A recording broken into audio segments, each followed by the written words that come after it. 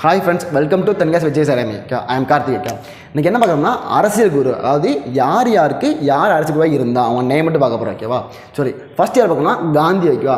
காந்தி அரசியல் குரு யாருன்னா கோகலே, அதாவது கோபாலகிருஷ்ண கோகலே தான் அரசியல் குருவாக இருந்தார். நெக்ஸ்ட்டு வந்து கோகலேக்கே இருந்தோம்னா எம்ஜி ராணடே இருந்தார். அதுக்கப்புறம் முத்துராமலிங்கத்தேவருக்கு யார் அரசியல் குருவாக இருந்ததுன்னா நேதாஜி, அதாவது நேதாஜி சுபாஷ் சந்திர போஸ் தான் அவரோட அரசியல் குருவாக இருந்தார். நெக்ஸ்ட்டு வந்து நேதாஜிக்கு யாருன்னா சிஆர் தாஸ். அந்த சிஆர் தாஸ் யாருன்னா சித்தரஞ்சன் தாஸ் தான் அவரோட உண்மை ரியல் நேமு, ஃபுல் பேர். ஓகேவா? நெக்ஸ்ட்டு வந்து அவர் வந்து தேசபந்து என்ன அழைக்கப்படுறாரு. யார்? இந்த சிஆர்தாஸ் வந்து தேசபந்து என்ன அழைக்கப்படுகிறாரு. நெக்ஸ்ட்டு வந்து பாரதியோட அரசு குடி யாருன்னா திலகர் இருந்தார். திலகருக்கு அப்புறம் அவரோட இவர் வந்து அரசு குரு தான் திலகர் இருந்திருப்பார். இந்த ஞானகுரு யாருன்னா நிவேதிதா தேவி, இவங்க வந்து ஒரு பெண்ணாக இருந்திருப்பாங்க.